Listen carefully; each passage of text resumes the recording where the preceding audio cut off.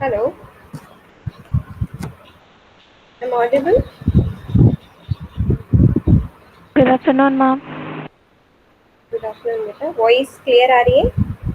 Yes ma'am. Okay. So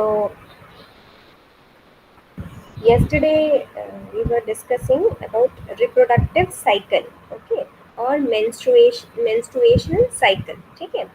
So reproductive और menstruation cycle ये दोनों मतलब ये एक ही नाम है, दोनों को एक ही से बोलते हैं. ये इम्पोर्टेंट क्वेश्चन भी है आपका, ठीक है. 5 मार्क्स के लिए ये इम्पोर्टेंट क्वेश्चन है, राइट. तो most of the time this questions may come, okay. तो थोड़ा सा हमने डिस्कस कर लिया था reproductive cycle in detail. Today I will discuss. Wait a minute, I am going to present share the slide screen.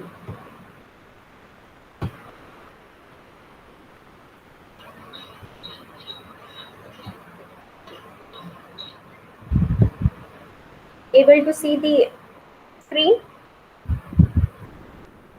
दिख रहा है बेटा?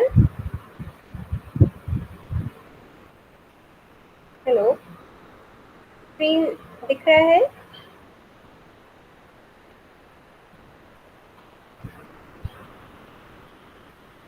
Hello, nobody is responding.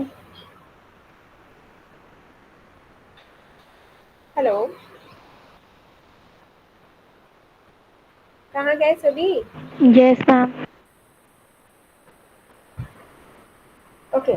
So as I discuss कल ही मैंने बताया था कि जो रिप्रोडक्टिव साइकिल है, फीमेल रिप्रोडक्टिव साइकिल या फिर मेंस्ट्रुएशनल साइकिल, ये जो नॉन प्रेग्नेंट लेडीज होती हैं, नॉन प्रेग्नेंट फीमेल्स होती हैं, उनमें हर एवरी मंथ कुछ चेंजेस होते हैं. ये साइकिल एवरी मंथ होती है in case of non pregnant females, ठीक है. So non pregnant females experience cyclic change in ovary and uterus, ठीक है. ओवरी में चेंजेस होते हैं, कल मैंने आपको बताया था कि ओवरीज में चेंज होते हैं, यूटरस में चेंज होता है और हार्मोन्स के लेवल में भी चेंज होता है, ओके. फीमेल रिप्रोडक्टिव साइकिल के टाइम पर. So if this cycle in non-pregnant female experience cyclic change in the ovaries and uterus, ठीक है. And each cycle take approximately 1 month. और पूरा एक साइकिल कंप्लीट होने में कितना अप्रोक्सीमेटली 1 मंथ होता है. ऑन एन एवरेज 28 डेज की साइकिल होती है, but it can vary from 24 to 31 days, okay. Different different ladies में ये चेंज भी हो सकती है, फीमेल्स में ये चेंज हो सकती है, बट नॉर्मली जो कंसिडर करते हैं वो 28 डेज की होती है, okay. And the cyclic is this cycle involve The cycle involves oogenesis and preparation by the uterus to receive a fertilized ovum. इस साइकिल में क्या होता है कि oogenesis होती है, oogenesis होता है और साथ साथ में जो यूटरस है वो अपने आप को प्रिपेयर करता है कि अगर फर्टिलाइजेशन हो गया तो ओवम को रिसीव करने के लिए, ठीक है. जो फर्टिलाइज्ड एग होगा उसको रिसीव करने के लिए दोनों चीज के लिए इस साइकिल में प्रोसेस होता है, ठीक है. And the ovarian cycle include changes that occur during and after menstruation of the oocyte, ठीक है. सो चेंजेस होंगे ड्यूरिंग दी ओवेरियन साइकिल में. क्या होगा, ओवेरीज के अंदर चेंजेस होंगे. And uterine cycle uterine cycle में क्या होगा, एंडोमेट्रियम जो लेयर है, मैं कल भी आपको जब यूट्रस पढ़ा रही थी तब भी बताया था कि जो यूटराइन साइकिल में चेंजेस इन्वॉल्विंग एंडोमेट्रियम लेयर, ठीक है. जो एंडोमेट्रियम जो इनर मोस्ट लेयर होती है यूट्रस की, उसमें चेंजेस होते हैं that prepare it for implantation of developing embryo, ठीक है. अगर फर्टिलाइजेशन होता है तो एम्ब्रियो डेवलप करने के लिए उस एम्ब्रियो जो आपका डेवलप होता है वो कहाँ होगा, inner most layer that is endometrium में. तो जो यूटराइन चेंजेस होंगे वो कहाँ होते हैं, एंडोमेट्रियम लेयर में होंगे. और जो आपके ओवेरियन चेंजेस है, ओवेरियन साइकिल है, उसमें क्या होगा, आपका मैचुरेशन होता है oocyte का, उससे रिलेटेड आपका पूरा इंफॉर्मेशन होगा, ठीक है, ओवेरियन साइकिल में. So now comes to the तो ये ओवेरियन साइकिल है, नॉट ओवेरियन सॉरी, जो फीमेल रिप्रोडक्टिव साइकिल है या मेंस्ट्रुअल साइकिल है, ये किसके इन्फ्लुएंस में होती है? गोनाडोट्रोपिन रिलीजिंग हार्मोन, ठीक है।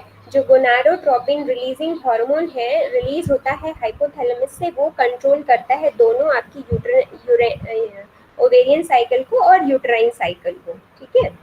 सो गोनाडोट्रोपिन रिलीजिंग हार्मोन कहाँ से रिलीज होता है? हाइपोथैलेमस से, ठीक है। तो ये आपको डायग्राम दिख रहा है ना, क्लियर? तो हार्मोन्स का देख लेते हैं क्या रोल है रिप्रोडक्टिव साइकिल में। तो जो हाइपोथैलेमस है, वो मैंने अभी बताया कि जो हाइपोथैलेमस है वो कंट्रोल करता है फीमेल रिप्रोडक्टिव साइकिल को। कैसे? हाइपोथैलेमस से रिलीज होता है गोनाडोट्रोपिन रिलीजिंग हार्मोन, ठीक है। सो वो क्या करता है? इन्फ्लुएंस करता है पिट्यूटरी को, एंटीरियर पिट्यूटरी को, to release two hormones. Gonadotropin releasing hormone में कौन से हार्मोन्स रिलीज होते हैं पिट्यूटरी से? फॉलिकल स्टिमुलेटिंग हार्मोन और ल्यूटेनाइजिंग हार्मोन। ये आप एंडोक्राइन सिस्टम में पढ़ चुके हैं, ठीक है। तो दो इंटीरियर पिट्यूटरी से हार्मोन रिलीज होंगे, FSH एंड LH, ठीक है। तो FSH का क्या फंक्शन है? FSH स्टिमुलेट क्या करेगा? ग्रोइंग फॉलिकल्स, जो ओवेरी में जो फॉलिकल है जो डेवलप हो रहा है, जो ओवा आपका डेवलप हो रहा होता है ओवेरियन फॉलिकल्स में, उसका डेवलपमेंट के लिए, उसके डेवलपमेंट के लिए इसका काम होता है, ओके। फॉलिकल स्टिमुलेटिंग हार्मोन का, राइट। वाइल उसके साथ साथ जो ओवेरी आता है, further development of ovarian follicles and their secretion of oestrogen and inhibin, ठीक है। तो जो फॉलिकल स्टिमुलेटिंग हार्मोन है उसका क्या काम है? जो ओवेरियन फॉलिकल डेवलप हो रहा है ओवेरी में, उसको उसको डेवलपमेंट में और साथ साथ में उस जो ओवेरियन फॉलिकल से ईस्ट्रोजन का सिक्रेशन भी करता है, ठीक है। उसको भी स्टिमुलेट करता है। जो ओवेरियन फॉलिकल है उससे एस्ट्रोजन का सिक्रेशन होता है और इनहिबिन का सिक्रेशन होता है, उसको भी ये स्टिमुलेट करता है, ओके। अंडरस्टूड? नाउ इसका क्या फंक्शन है? ईस्ट्रोजन का क्या फंक्शन है? ईस्ट्रोजन हार्मोन ये आप पहले भी देख चुके हैं एंडोक्राइन में, फिर भी देख लेते हैं। ईस्ट्रोजन क्या करता है? जो रिलीज होता है वो प्रमोट करता है जो फीमेल जो सेक्सुअल कैरेक्टरिस्टिक्स होती हैं उसके लिए रिस्पॉन्सिबल है। जो फेमाइन सेकेंडरी सेक्सुअल कैरेक्टरिस्टिक्स हैं उनके लिए ये रिस्पॉन्सिबल है, ओके, ठीक है। और इनहिबिन क्या करता है? Inhibin inhibit the release of FSH and to lesser extent LH, ठीक है। ल्यूटेनाइजिंग हार्मोन और FSH को ये इनहिबिट करता है, ओके। सो ये दो function release, oestrogen and inhibin कहाँ से रिलीज होते हैं? ग्राफियन फॉलिकल से। जो फॉलिकल आपका मैच्योर हो रहा होता है उससे रिलीज होते हैं, ओके। नाउ नेक्स्ट है आपका ल्यूटेनाइजिंग हार्मोन। ल्यूटेनाइजिंग हार्मोन का क्या फंक्शन है?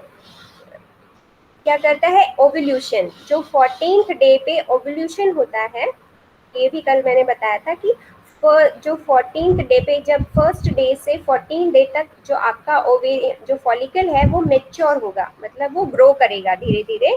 और 14th डे पे जब ल्यूटेनाइजिंग हार्मोन का कंसंट्रेशन बहुत हाई हो जाता है, तब वो क्या कर देता है? उस ग्राफियन फॉलिकल को रप्चर कर देगा और जो ओवा होगा वो आउटसाइड दी ovary आ जाता है, okay। So that process is known as ovulation. So LH is responsible for the ovulation, right। उसके साथ साथ LH का क्या फंक्शन है ल्यूटेनाइजिंग हार्मोन का? जो कॉर्पस ल्यूटियम है, जब आपका ये ओवा बाहर आ जाएगा उसके बाद जो रिमेनिंग बॉडी है वो कन्वर्ट हो जाती है येलो बॉडी में, जिसे बोलते हैं कॉर्पस ल्यूटियम। ये भी मैंने कल डिस्कस किया था, ठीक है। तो जो जो कॉर्पस ल्यूटियम बना है उससे आपका, उससे क्या है? कॉर्पस ल्यूटियम से सिक्रीशन ऑफ प्रोजेस्टेरॉन। जो कॉर्पस ल्यूटियम है रिस्पॉन्सिबल होती है प्रोजेस्टेरॉन के सिक्रीशन के लिए, ईस्ट्रोजन के सिक्रेशन, रिलैक्सिन एंड इनहिबिन, ठीक है। तो जो आपका कॉर्पस ल्यूटियम है ये सारे हार्मोन सिक्रीट करता है, बट ज्यादातर आपका कौन सा? प्रोजेस्टेरॉन बहुत ज्यादा अमाउंट में करता है, रिमेनिंग कम करता है, ओके। सो इनके फंक्शन, अगेन इन सारे के फंक्शन आप, प्रोजेस्टेरॉन का क्या फंक्शन होता है? Work with oestrogen to prepare endometrium for implant, ठीक है। तो ईस्ट्रोजन के साथ मिलके प्रोजेस्टेरोन का क्या काम होता है, प्रेगनेंसी को ये सपोर्ट करता है, प्रेगनेंसी के टाइम ये बहुत बढ़ जाता है। तो इसका क्या फंक्शन होता है, ईस्ट्रोजन के साथ मिलके जो एंडोमेट्रियम लेयर है उसको प्रिपेयर करना, सो दैट जो फीटस है उसको ग्रो करने के लिए, उसको इम्प्लांट करने के लिए, ठीक है। उसके साथ साथ prepare memory gland to secrete milk, ठीक है।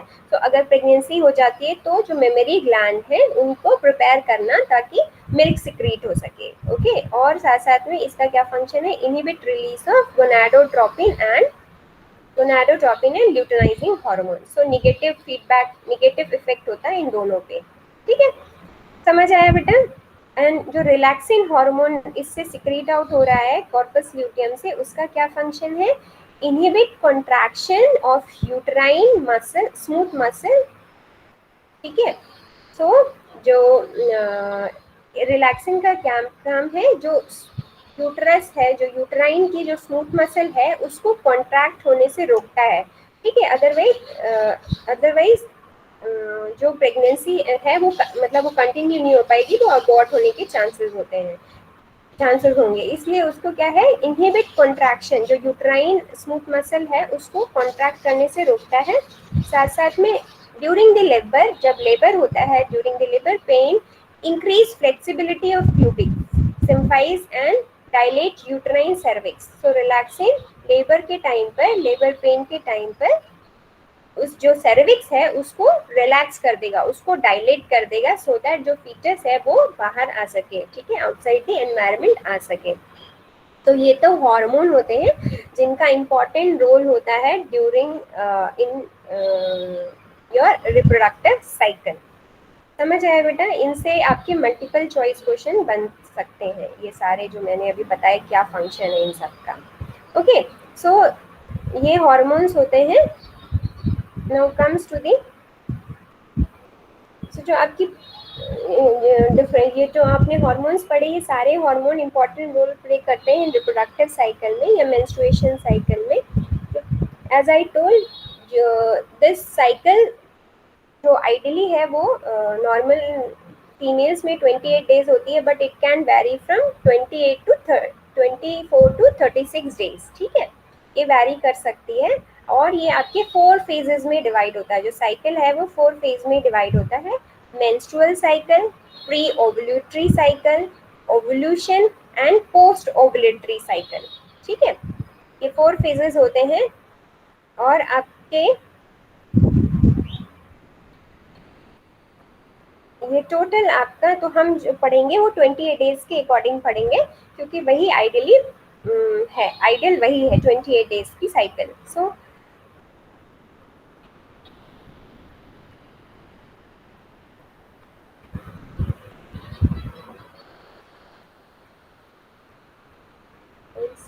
Show one more diagram. So ये एक कंबाइंड डायग्राम है जिसमें कि आपको सारा, तो एज आई टोल्ड कि जो रिप्रोडक्टिव साइकिल है उसमें क्या क्या यूट्राइन, उसमें वो क्या क्या इंक्लूड करता है, यूट्राइन साइकिल, देन हॉर्मोन्स में चेंज भी होता है, ओवेरियन हॉर्मोन्स, जो ओवेरियन की हार्मोन है उसमें क्या चेंजेस होता है, देन एंटीरियर पिट्यूटरी के हॉर्मोन्स में क्या चेंजेस है, देन आपकी ओवेरियन साइकिल मतलब ओवेरीज में क्या चेंज हो रहे हैं, ये सारा इसमें हम पढ़ेंगे। सो पहले हम देखते हैं ओवेरियन साइकिल में। सो एट जो 0 डेज मतलब जो आपका फर्स्ट डे स्टार्ट होता है मेंस्ट्रुअल से, मेंस्ट्रुअल साइकिल की फर्स्ट डे, जो फर्स्ट डे होता है वो मेंस्ट्रुअल का जो फर्स्ट डे होता है उसे बोलते हैं फर्स्ट डे। और जो मेंस्ट्रुअल फेज है वो अप टू 5 डेज तक होता है, okay, up to 55, sorry not 55, 5 days से आपका मेंस्ट्रुअल फेज होता है, ओके। मेंस्ट्रुअल फेज के बाद मैंने बताया था प्री ओवुलेटरी फेज, जो प्री ओवुलेटरी फेज या फिर हम उसको फॉलिकुलर फेज भी बोलते हैं, ओके, फॉलिकुलर फेज भी बोलते हैं। और वो होता है आपका 1 डे से, डे 1 से लेके 13th डे तक, और 14th डे तक आप बोलेंगे। एंड जो 14th डे होता है वो होता है ओवुलेशन का, उस दिन जो ओवा है वो ओवुलेट हो जाता है। एंड फिर 15th डे से 28th डे को बोलते हैं आप क्या, ल्यूटियल फेज या फिर पोस्ट ओव्यूलेटरी फेज। ओके, तो समझ आया 4 फेज। पहला है 1 से 5 डेज होते हैं आपके मेंस्ट्रुअल फेज। ओके, देन फिर फर्स्ट को इंक्लूड करेंगे फॉलिकुलर फेज को या प्री ओव्यूलेटरी फेज को। फर्स्ट से 14th डे मतलब 13th डे तक जो होता है वो फॉलिकुलर फेज होता है। ओके, या फिर प्री ओव्यूलेटरी फेज क्योंकि ओव्यूलेशन से पहले का फेज है। Okay, and then 14th day is your ovulation day. सिर्फ 14th डे होता है ओव्यूलेशन डे। एंड 15th से 28th डे तक होता है आपका कौन सा फेज, पोस्ट ओव्यूलेटरी फेज या फिर ल्यूटियल फेज। ठीक है, समझ आया बेटा। देन अगेन ये साइकिल रिपीट होती है। ठीक है, अगेन 28 डे के बाद फिर ये साइकिल फिर स्टार्ट हो जाएगी। फिर menstrual phase, follicular phase, luteal phase, इस टाइप से ये साइकिल आपकी रिपीट होती रहती है। ठीक है, सो ओवेरियन साइकिल में क्या होता है, फर्स्ट डे मतलब फर्स्ट डे ऑफ साइकिल मतलब कि जिस दिन मेंस्ट्रुअल फ्लो स्टार्ट होता है उसी दिन क्या, जो आपके बहुत सारे जो फॉलिकल्स जो ओवा जो एग होते हैं जो जो आपके ये प्रीमोडियल फॉलिकल्स हैं, प्रीमोडियल फॉलिकल्स ये ओवेरी में ग्रो करना स्टार्ट करते हैं। ठीक है, ग्रो करना स्टार्ट करते हैं जिसमें कि आपका ग्रो करेंगे इन प्रेजेंस ऑफ किसमें, फॉलिकल स्टिमुलेटिंग हार्मोन की प्रेजेंस में ग्रो करते हैं। ओके, ग्रो करेंगे देन ये कन्वर्ट होंगे आपके प्राइमरी फॉलिकल्स में, देन सेकेंडरी फॉलिकल्स में। सो उनमें से ये बहुत सारे ग्रो करना स्टार्ट करेंगे जिसमें कि एक ही क्या होता है प्रॉपर ग्रो हो पाता है, जो एक ही है वो प्रॉपर ग्रो होगा। तो that is known as secondary follicles. Then mature follicles को ग्राफियन फॉलिकल्स भी बोलते हैं। फिर आएगा आपका ये होगा कब तक, ग्राफियन फॉलिकल्स कब बन जाएगा, 13th डे को। ठीक है, 13th डे। अब 14th डे क्या होगा, 14th डे में सडनली जो इस अब ये जो मैच्योर हुआ है इससे जो ग्राफियन फॉलिकल जो ये फॉलिकल्स है इससे क्या रिलीज हो रहा होगा, ईस्ट्रोजन हार्मोन रिलीज करेंगे। ये जो डेवलपिंग फॉलिकल्स हैं ये आपके ईस्ट्रोजन हार्मोन रिलीज कर रहे होंगे और ईस्ट्रोजन हार्मोन का कंसंट्रेशन बढ़ता जाता है धीरे धीरे ऐसे ऐसे डे फर्स्ट से लेके डे 13 तक ईस्ट्रोजन का लेवल बढ़ता जाएगा। ठीक है, फिर क्या होगा, जो 14th डे जो ईस्ट्रोजन लेवल है बहुत ज़्यादा बढ़ जाता है और वो स्टिमुलेट करता है एंटीरियर पिट्यूटरी को to release the luteinizing hormone. ठीक है, सो ल्यूटेनाइजिंग हार्मोन 14th डे में इतना ज़्यादा रिलीज होता है उसको बोलते हैं ल्यूटेनाइजिंग अपसर्ज। ठीक है, तो ल्यूटेनाइजिंग हार्मोन बहुत ज़्यादा अमाउंट में रिलीज होगा एंटीरियर पिट्यूटरी से और वो ही करेगा ओवुलेशन। ओवुलेशन या फिर ब्रेक कर देगा, इस जो मैच्योर फॉलिकल है इसको ब्रेक कर देगा। तो जो ओवम है वो आपका फॉलिकल से बाहर आ जाएगा। ओके, बाहर आ जाएगा, ओवेरी से बाहर आ जाएगा, फेलोपियन ट्यूब की तरफ मूव करेगा। ठीक है, समझ आया बेटा। फिर फेलोपियन ट्यूब की साइड मूव करेगा और जो रिमेनिंग जो आपका ये कॉर्पस हेमोरेजियम है, ये जो रिमेनिंग थिंग है, जो ये आपका जो फॉलिकल सेल्स बच गए हैं वो कन्वर्ट हो जाएंगे किसमें, येलो बॉडीज में। ठीक है, और ये येलो बॉडीज जिसे बोलते हैं कॉर्पस ल्यूटियम। ठीक है, और कॉर्पस ल्यूटियम सिक्रेट करेगा फिर प्रोजेस्टेरॉन और ईस्ट्रोजन दोनों ही सिक्रेट करेगा, बस प्रोजेस्टेरॉन होगा वो ज़्यादा सिक्रेट करता है।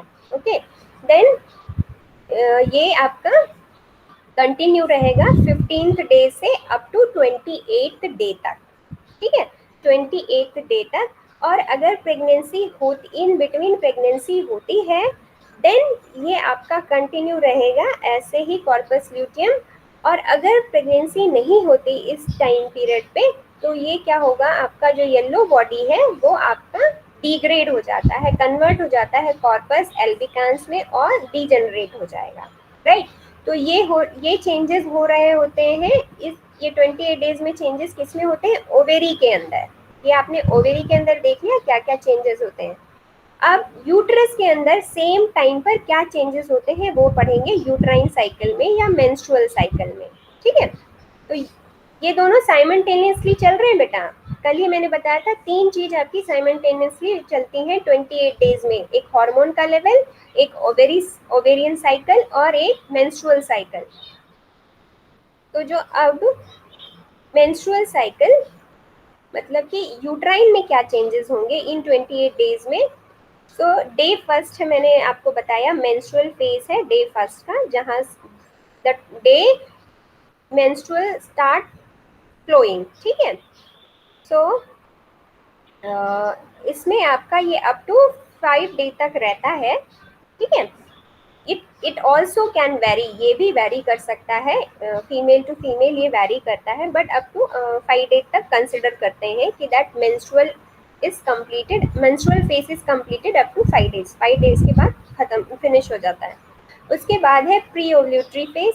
अब प्री ओव्यूलेटरी फेज में क्या है, ये जो ईस्ट्रोजन लेवल इसमें बढ़ रहा था ना, मैंने अभी बताया था कि ईस्ट्रोजन लेवल बढ़ रहा है, जैसे जैसे फॉलिक्यूल्स बढ़ेंगे तो ईस्ट्रोजन लेवल बढ़ेगा। तो जो ईस्ट्रोजन लेवल है उसकी प्रेजेंस में जो एंडोमेट्रियम की, कल बताया था मैंने आपको, जो इनरमोस्ट लेयर होती है यूट्रस की, वो एंडोमेट्रियम है, वो 2 लेयर से बनी होती है, स्ट्रेटम फंक्शनैलिस एंड स्ट्रेटम बेसिलिस। तो जो स्ट्रेटम फंक्शनैलिस है वो डीजेनरेट होती है ड्यूरिंग मेंस्ट्रुएशन, बेसिलिस नहीं। सो ये आपकी पॉलीफेरेटिव फेज में धीरे धीरे फिर से ये थिक होने लगेगी, मतलब फिर से ये बनने लगेगी। देख रहे हैं आप इसको खुद ही कि ये थिक होती जा रही है, ठीक है। 14 फेज तक थिक हो गई है, देन अगेन फिर उसके बाद पोस्ट ओव्यूलेटरी फेज में भी ये आपकी सिक्रेटरी फेज है, ये भी आपकी थिक होती जा रही है, ठीक है। और this will continue, this will thick, ये थिक होती रहेगी in presence of oestrogen and progesterone. Estrogen और प्रोजेस्टेरॉन की प्रेजेंस में जो मेंस्ट्रुअल साइकिल, जो आपकी एंडोमेट्रियम लेयर है वो थिक होती जाएगी अप टू 28 डेज। और इन बिटवीन अगर प्रेगनेंसी होती है, 14 डे पे ओव्यूलेशन होगा, 14 डे पे ओवा रिलीज होता है, और ओवा यूटेराइन ट्यूब में कितनी देर तक रहता है, 24 आवर, मतलब 24 घंटे तक ओवा फेल्लोपियन ट्यूब में रहेगा। उस टाइम अगर स्पर्म फर्टिलाइज करता है, स्पर्म मेट करता है ओवा से, देन फर्टिलाइजेशन होगा, अदरवाइज ओवा जो है वो डिसॉल्व हो जाता है, ओके। ओवा डिसॉल्व हो जाता है। इफ ओवा फर्टिलाइज हो गया तो क्या होगा, स्पर्म है और ओवा फर्टिलाइज हो गया तो क्या होगा, फिर जो ये एंडोमेट्रियम लेयर है जो आपकी थिक हुई है वो कंटिन्यू रहेगी, वो और स्ट्रॉन्ग होती जाएगी इन प्रेजेंस ऑफ प्रोजेस्टेरॉन और ईस्ट्रोजन लेवल। और अगर फर्टिलाइज नहीं हुआ तो ये 28 डेज बाद फिर शेड हो जाती है, ओके। 28 डेज बाद ये शेड हो जाएगी। क्यों शेड हो जाएगी, क्योंकि 28 डेज बाद जो ये हॉर्मोन्स के लेवल हैं वो डिक्रीज हो जाएंगे, क्योंकि 28 डेज के बाद ये जो कॉर्पस ल्यूटियम था जो हार्मोन सिक्रेट कर रहा था प्रोजेस्टेरॉन, वो आपका डिग्रेड हो जाता है। जब ये आपका डिग्रेड हो जाएगा तो ये हार्मोन्स रिलीज नहीं हो पाएंगे, एंड फिर ये मेंस्ट्रुअल, जिसकी वजह से जो एंडोमेट्रियम लेयर है वो ब्रेक हो जाती है, या फिर आप कह सकते हैं मेंस्ट्रुएशन स्टार्ट हो जाता है अगेन, ठीक है। तो दिस साइकिल विल कंटिन्यू।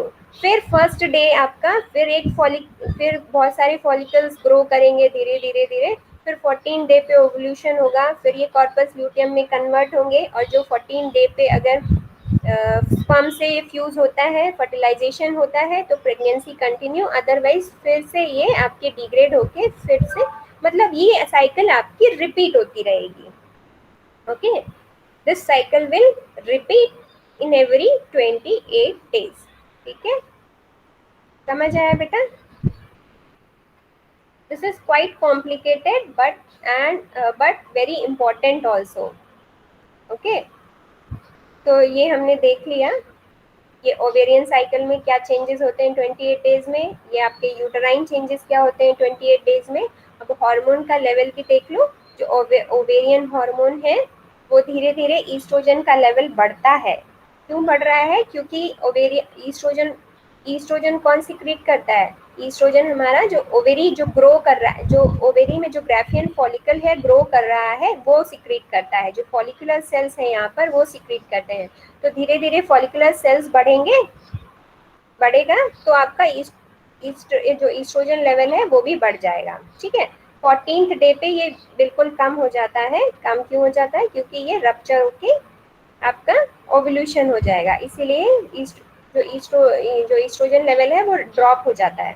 फिर धीरे ये और वाइल जो प्रोजेस्टेरोन हार्मोन है वो धीरे ही कम ही रहता है ड्यूरिंग फर्स्ट 14 डेज। 14 डेज के बाद ये इंक्रीज होता है, बिकॉज जो कॉर्पस ल्यूटियम है वो एक्सेस लार्ज अमाउंट में प्रोजेस्टेरोन सिक्रीट करता है। ठीक है, तो ये धीरे धीरे प्रोजेस्टेरोन का लेवल आफ्टर 14 डेज इंक्रीज होता है।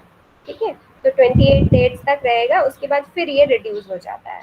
ओके, वाइल जो एंटीरियर पिट्यूटरी के हार्मोन हैं जो कंट्रोल करते हैं ये साइकिल को, उनका क्या है role? Follicular stimulating hormone increase है। ठीक है, और 14th डे पे काफ़ी इंक्रीज हो जाएगा क्योंकि उस दिन ओवल्यूशन होना है।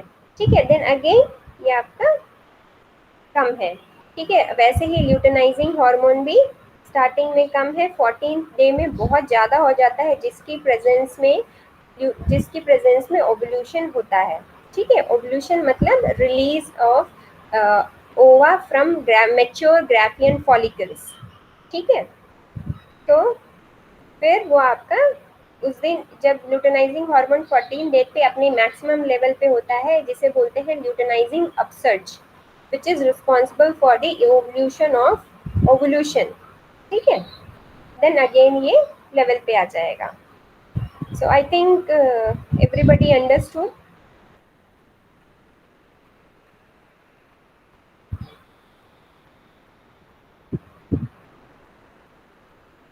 Anyone have any doubt regarding this? If have, then ask me. Now only I will clear, otherwise this chapter is also completed. This your reproductive system is also completed. Anyone have any doubt?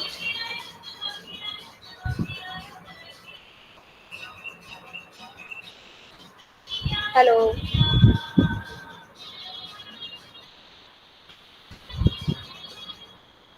Nobody is there. Nobody is responding.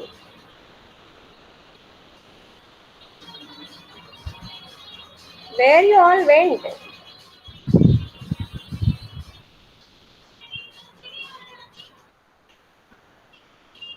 Hello.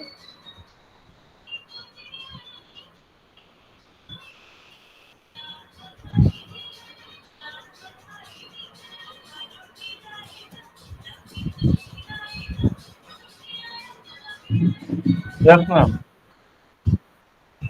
सब लोग कहाँ चले जाते हो तुम सब? मुझे लगता है ऐसे ही बस ऑन करके तभी गायब हो जाते हो। Is it? Is it so? So why nobody is responding? Since very last time I am asking, समझ आया, किसी को कुछ डाउट है तो पूछ लो, कोई रिस्पॉन्ड ही नहीं कर रहा है।